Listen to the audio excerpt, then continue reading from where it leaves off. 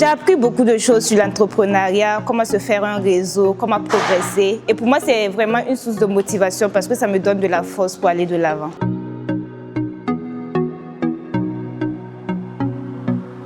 Mais ce sont les actions qui changent les choses. N'attendez pas que toutes les conditions soient parfaites pour commencer. Alors, chers jeunes, le chemin de l'entrepreneuriat n'est pas toujours facile, mais il est porteur d'espoir.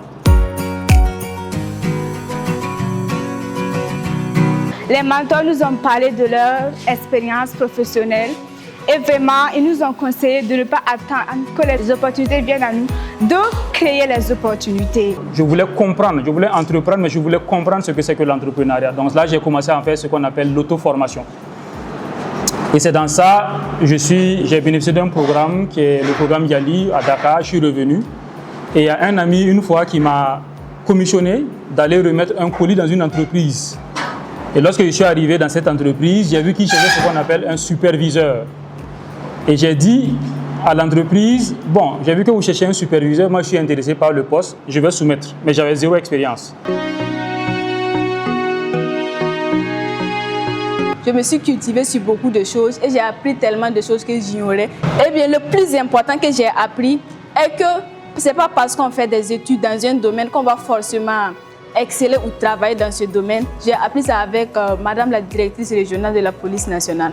Donc pour moi, en tout cas, être peut-être avocate, magistrate, un lien direct avec mon parcours universitaire.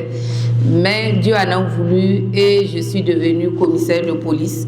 Mais c'est pour dire que on peut partir, voilà, ne pas avoir une conviction dans un domaine donné et par la suite être passionné. J'ai appris beaucoup de choses.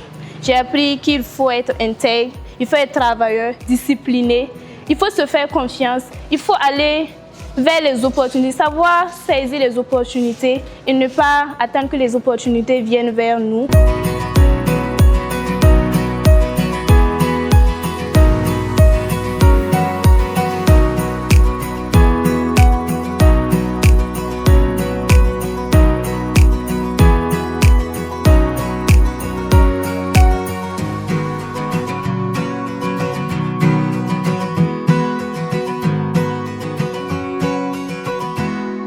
Ce soir, nous sommes très ravis parce que la plupart de nos mentors invités étaient là. Nous avons aussi pu faire notre programme.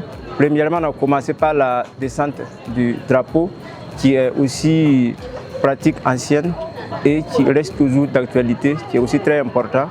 Et puis après, on a eu à faire notre conférence, on a fait les distinctions, remise des trophées et attestations.